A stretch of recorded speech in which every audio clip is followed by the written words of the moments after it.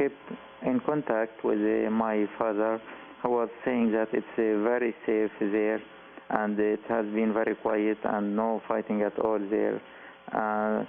But suddenly, on Saturday, 3 days ago, as Israel was about to start the ground invasion into Gaza Strip, an F-16 warplane suddenly dropped a bomb at our two-story house there, turning it to a little more than powder, destroying it completely.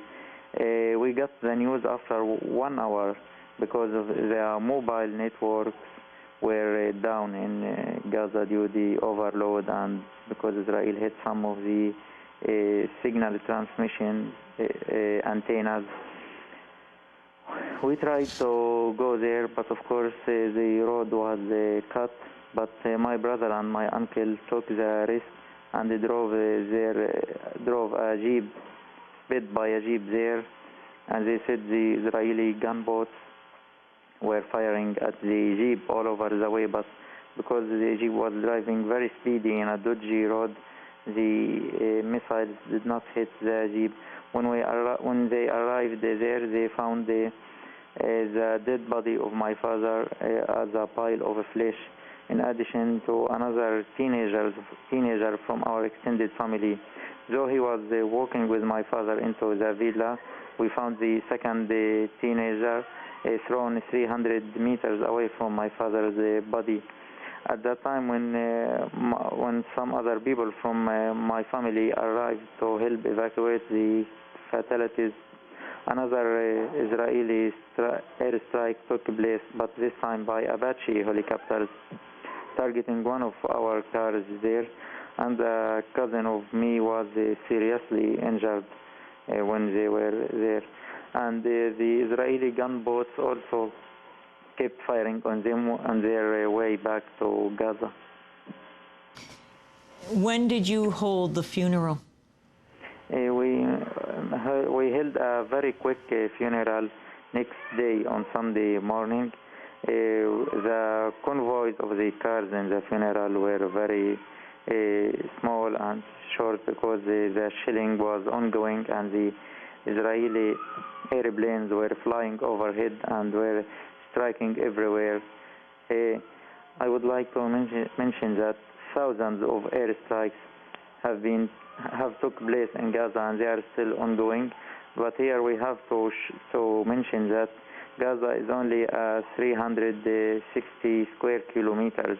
When you drop this amount of bombs into this small area, it means there is no safe place in Gaza at all, and it means everything is targeted. As you may be hearing that families were killed, complete families made up of the parents and their kids were completely eliminated. I thought it was very interesting in reading your piece about your dad, reporter's father, first casualty of Israel's ground offensive, that you said he was born in Gaza, educated in Egypt, a lawyer and judge who worked for the Palestinian Authority. After Hamas took over, he quit and turned to agriculture. Dad's father, Fares, who you're named for, I suppose, who had been driven out of his home in what is now Israeli Ashkelon in 1948, had bought the land in the 1960s? Yeah, that's right. And Jewish settlers had taken it over during the Second Intifada? Yeah, during the Second Intifada, which started in 2000, until the Israeli withdrawal from Gaza in 2005, the Israeli army has sealed off all the roads leading to our farm, because at that time it was located among 3 Israeli settlements. But they allowed us to go to our farm only 2 times a week, and we have had to pass through Israeli checkpoints, and the Israeli army has given us a special ID cards and permissions to enter the area. The ID cards were written in Hebrew, and they bore our photos. It means that the Israelis know all of us and know who are the people who live there. During the 8 years of violence, the area in which our farm is located has been the most quiet area in all over Gaza Strip. You write, Fares, that your father hated what Hamas was doing to Gaza's legal system, introducing Islamist justice.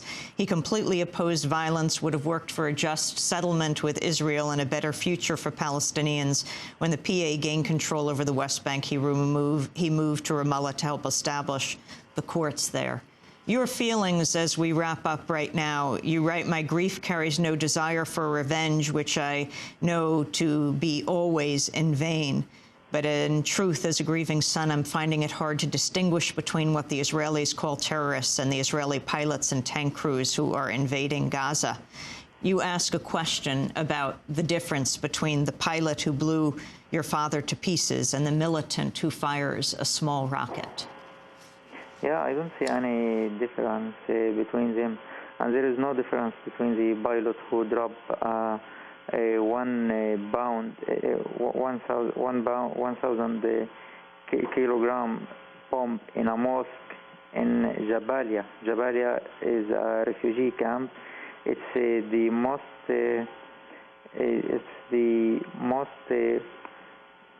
densely populated area, not only in Gaza Strip, but maybe in all over the world. The Jabalia is the most densely populated area.